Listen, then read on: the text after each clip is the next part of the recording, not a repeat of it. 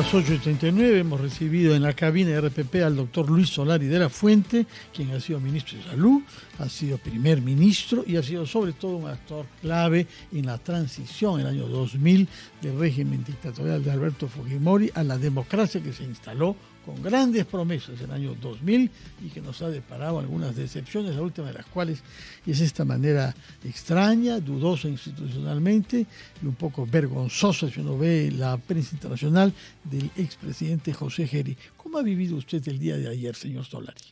Muchas gracias y buen día, Mávila. Buenos días. Fernando, y a todas las personas que nos siguen por RPP y felicitaciones. Me siento en la cabina de Viaje a las Estrellas. Bueno, ojalá que llegue a las estrellas. Ojalá que venga algún candidato que sea la estrella de la elección, ojalá. Y no es por el siguiente que va a ser entrevistado, que ya estuve hablando con él, una buena persona. Bueno, lo que sucedió es que en el año 2000 se vivió una circunstancia extraordinaria, ¿no? Extraordinaria, y lo de ayer no se parecía, pero ni de lejos. Eso es como vi yo, bueno, ya por fin, ya que terminen de una vez, así se ha vivido en mi casa, como mi señora estaba con una gripe terrible, estaba de enfermero, médico, acompañante, así que nos gozamos íntegra la función, ya que terminen de una vez. La verdad del asunto es que el texto de la ley que desarrolla el artículo 115 fue consultado con el presidente Paniagua y se desarrolló a solicitud de él, porque él como jurista se daba cuenta que había un vacío, ¿cierto? ¿Por qué? Porque el constitucionalista pues Paniagua, ¿no? El artículo 111 dice que el cargo de presidente de la República se accede a él por elección popular. Eso dice, por sufragio popular, dice la Constitución. Y esa es la razón por la que tanto en el artículo 115 de la Constitución y en la ley que desarrolla el artículo, dice que la sucesión constitucional lo que se asume son las funciones de presidente de la República. Entonces es algo totalmente diferente. Pues yo escuchaba a mis amigos constitucionalistas hablar así porque el cargo de presidente es incompatible con el cargo. Es que no ha asumido el cargo. El error es que le hacen juramentar el cargo, debiendo juramentar. ¿Jura usted cumplir fielmente las funciones de presidente de la República? Bla, bla, bla, bla? Y tampoco debería usar banda. Correcto. Eso quiere decir no está electo. Sí, que usted considera que la figura entonces que se ha aplicado en el caso de José Geri es correcta desde el punto de vista constitucional. Bueno, es que en ningún momento se asume el cargo, se asumen las funciones. Ese artículo de la Constitución necesita una aclaración, porque imaginemos un presidente como el caso, por ejemplo, de Sarney en Brasil, ¿no? Que fallece por una apendicitis. Bueno, el vicepresidente no va pues a asumir las funciones, tiene que asumir el cargo. Entonces hay que hacer una precisión de que las funciones se refiere exclusivamente al presidente del Congreso de la República cuando asume la función de presidente del Congreso cuando asume de la República, y que cuando son los vicepresidentes por incapacidad permanente se asume el cargo, pero cuando es por incapacidad temporal, el presidente le da un derrame cerebral, una trombosis cerebral, y se va a demorar 6 meses. Claro, ahí se asume funciones. Claro, ahí sí. Y en este caso que no hay presidente, el presidente del Congreso asume funciones, obviamente. Nadie puede asumir la presidencia de la República si no es por sufragio popular. O sea, si eso está en la Constitución es porque es esencial. Es un cargo que necesita tener sufragio popular para ejercerlo a plenitud, o que haya incapacidad permanente y aún más fallecimiento. Entonces, este artículo, casualmente, la autora del proyecto de ley, recordará que usted creo que le preguntó en una entrevista, fue la candidata y entonces congresista Patricia Donaire, que era, ¿no es cierto?, Tudela era encargado de una vicepresidencia y ella encargada, pues solo habían 2 vicepresidencias y no había pues en ese momento presidente del Congreso porque estaba encargado de las funciones. El error que se ha cometido sustancialmente, como dice mi buen amigo Amprimo, los precedentes equívocos no son precedentes. Bueno, pues el precedente equívoco no es lo que ha sucedido, sino el precedente equívoco es que si el presidente del Congreso va a encargarse de las funciones del presidente, ¿por qué se pone a la banda presidencial si no está electo? O sea, él puede con su medalla. Así hechas. Si hubiera estado ayer en el Congreso, ¿cómo hubiera votado? Obviamente, por la censura.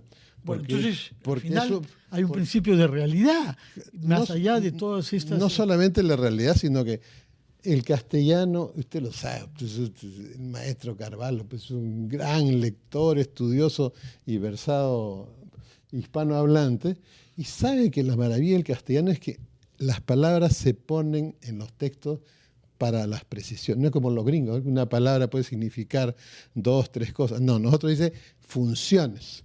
Nunca se asume el cargo. Lo que hay que corregir es que un presidente del Congreso va a asumir las funciones del presidente de la República, que juramenta cumplir las funciones y deambula por todas partes en las funciones con su medalla de congresista. Sí, es reconocido como jefe de las Fuerzas Armadas porque es una función constitucional. Se pasea con el bastón de mando de jefe de las Fuerzas Armadas, pero él está con su medalla de congresista porque es el presidente del Congreso en funciones de presidente de la República. Y si eso sucede por fallecimiento, él tiene que automáticamente convocar a elecciones para dentro de los 4 meses siguientes. O sea, no es que, oye, fue presidente 4 meses. Es un ridículo, ¿no es cierto? Oye, fue presidente 3 meses. Doctor Solari, un ridículo histórico. Bueno, tenemos que cumplir con nuestros anunciantes. Me gustaría que al volver, usted que ha tenido la experiencia en el Ejecutivo también, nos diga algo sobre esto que está, este pensamiento extendido de que aquí no pasa nada, de que se puede cambiar un presidente, pero que la economía, el tipo de cambio se mantiene, la inflación sigue controlada, el Perú camina como si nada. Lo destaca en su editorial El Diario El País, cuando, por ejemplo, dice que navegamos de forma sorprendente sumidos en la inestabilidad. La economía crece por encima del 3% anual, la inflación se mantiene por debajo del 2%, pero que esos datos, dice el editorial del País, ocultan una gran desigualdad y una pobreza que mide carencias en educación, salud, vivienda y que por lo tanto sí se hace necesaria la estabilidad política para solucionar esos problemas de fondo. Me gustaría conocer su mirada, sobre todo desde la experiencia en el Poder Ejecutivo y en el Gobierno, cuando regresemos. Son las 8:51, estamos conversando con el doctor Luis Solari, quien ha sido, como ha recordado Mávila Huerta, ministro de Salud primero y primer ministro después, y debía explicarnos, Mávila, qué es lo que él recomienda que los electores miren de cerca entre los 36 candidatos que hay para optar por alguien que reúna las exigencias de idoneidad para el cargo y de integridad moral. Bueno, son esas dos las características fundamentales, ¿no? Una persona que tenga una vida construida en línea recta, ¿no? En zigzag. O sea, su vida personal, familiar. No, que eso es la vida privada. No. Un político necesita una vida privada ejemplar. Un pegalón, ¿no es cierto? Una que tira platos a la hora de las discusiones. Eso no, pues, ¿no? La vida familiar no puede haber una denuncia por atisbo de violencia familiar en una comisaría de un candidato. Eso es impresentable. Y tampoco, pues, que haya tenido pues, algún tratamiento por algún desorden psiquiátrico importante, ¿no? A nadie se le va a ocurrir. Ahora, cuando mencionamos... La integridad moral es que tenga sus impuestos al día, que tenga deudas pues, por fraccionamiento, pero no por no querer pagar. Y finalmente la tercera es que tenga una visión del Perú que se refleje en el plan de gobierno. Por ejemplo, nadie puede arreglar el Perú sin restaurar el servicio civil que fue cerrado en el 95, ¿no? Nadie puede hacer eso y en los planes de gobierno eso no aparece. No aparece. O nadie puede resolver el problema del Perú sin tener en cuenta que tenemos 75% de las provincias rurales y pobres y que hace 200 años que son pobres y nadie ha sacado una de ahí. Entonces, estas tres cuestiones fundamentales son que hay que mirar en los candidatos y también en los candidatos de hoy día para la tarde, ¿no? Claro, por ahí apuntaba mi inquietud, sobre todo por lo que le decía. Es decir, ¿cómo le explicamos a la gente que el aparato del Estado sigue funcionando? Los gremios el día de ayer, por ejemplo, el presidente de CONFIEP, el señor Zapata, era de la idea, él, entre otros, de continuar con los cuadros técnicos. Es decir, no se puede cambiar a todos y poner a todos de nuevo, porque eso sí nos empieza a pasar factura.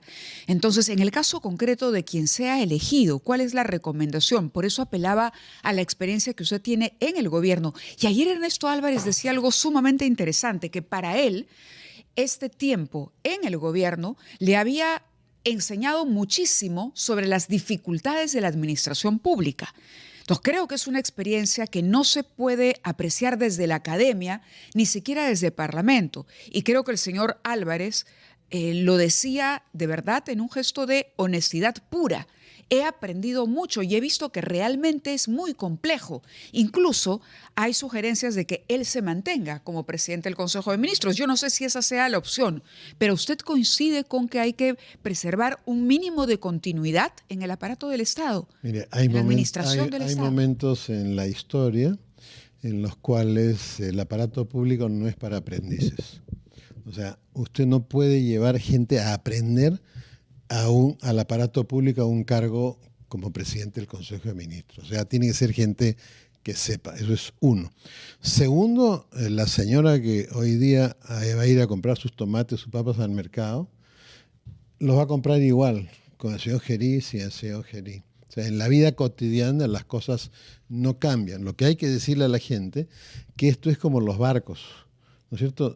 Una cosa es, se le malogró el motor y hay que repararlo rápido. Estamos en esa situación hoy día, ¿no? O sea, hay momentos históricos en los que eso no se... Y segundo, a estas alturas a nadie pues se le va a ocurrir, y le digo a quien salga electo, ¿no?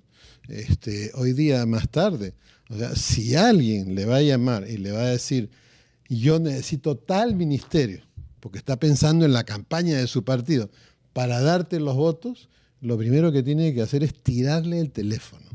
O sea, la realpolitik, la verdadera política significa, primero, ni para aprendices ni para gente con miedo. O sea, queremos hoy día tener una transición perfecta, necesitamos gente que no tenga miedo y que sepa hacer las cosas. En la hipótesis, ahora vamos a la parte real, nuestro país es un país de izquierda, de centro, de derecha, la mayoría es de centro y de centro-derecha, un poquito de centro-izquierda. Entonces, vamos a elegir un presidente de ultraizquierda, como hay candidatos. ¿Eso qué? Para que al día siguiente tenga 15% de aprobación. Sería un absurdo. O sea, los mismos candidatos que se presentan no están mirando lo que está pasando en el Perú, sino están pensando, pucha, ya la repartija, ¿qué hago? Esto ya en la campaña fulano acá. No, la señora Alba, que tiene virtudes y defectos como todos los seres humanos, tiene un partido que no participa en las elecciones. Esa es su principal carta de presentación, y que es una persona que en la Comisión de Relaciones Exteriores, yo le he visto liarse con los embajadores y ponerles puntos sobre las Pero un partido con problemas internos también. Bueno, graves. Sin embargo, tiene gente que tiene 2 gobiernos de experiencia y podría ser una buena carta, y a ella verá pues si consigue los votos o no. Pero simplemente yo estoy diciéndole, o sea, usted por ejemplo la invitan a jugar fútbol en cancha de pasto. No se va a presentar pues con zapato de corredor, necesita sus chimpunes. ¿Quién tiene mejores chimpunes para jugar el partido que hay que jugar de aquí sobre a julio, la continuidad de los ministros? Y no estoy haciendo campaña por ella. ¿Es una posibilidad? Sobre la continuidad de los ministros, y yo solo me quedaría con el ministro de Salud. ¿Por qué? Porque es el mejor salubrista. Y este ministro, desde el día que ha llegado, ha despartidarizado el Ministerio de Salud, que sabemos que era una cuota de poder de un partido que había puesto los votos para sostener a la señora Boluarte. Y una de sus cuotas era salud y la otra era el Ministerio de Salud. El Ministerio de Salud tiene que ser absolutamente independiente. ¿Por qué? Porque en las campañas electorales, si ese ministerio está en manos de un partido que candidatea, van a facilitar las campañas para los territorios que necesite el candidato.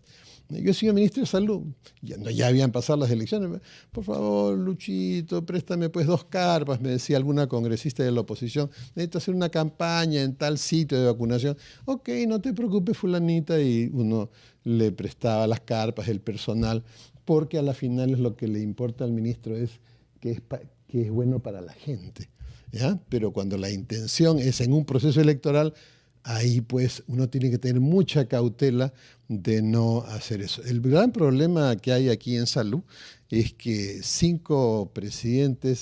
3 presidentes han metido 5 millones cada uno.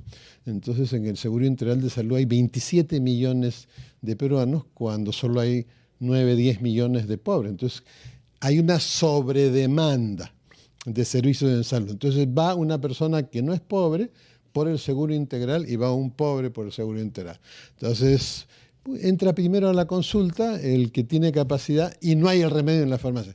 Cruza la pista y se lo compra. El otro cruza la pista y llora y entra en riesgo de enfermarse y de morir porque no puede acceder. Eso, para resolver este problema, y eso es justo, el 70% de la gente que es informal está registrada en el Seguro Integral. Entonces significa que para resolver este tema de la sobredemanda hay que ir a un proceso de formalización. Tomamos nota, entonces, ¿qué piensa usted que el ministro de Salud en ejercicio tampoco está en los planes de gobierno, ¿no? Debería permanecer otro, el canciller Hugo de Sela, que ha tenido tareas delicadas. Canciller, veremos lo que decide. El otro día que lo entrevistaron y le dijeron, ¿y usted qué va a hacer con esto que ha dicho, con esta intervención del embajador de Estados Unidos en el proceso de Río Gerí? La respuesta correcta era, lo voy a invitar a mi despacho a tomar una hierba luisa. Entonces usted dice, vamos a pasar del chifa a la hamburguesa y de la hierba luisa para calma, el Perú es distinto que otros países, ¿no?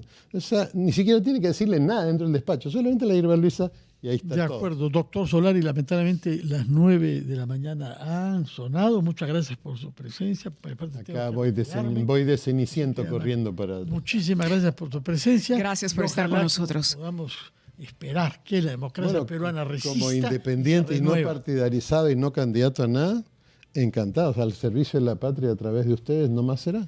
Muchas gracias. Muy bien, muchísimas gracias por estar con nosotros.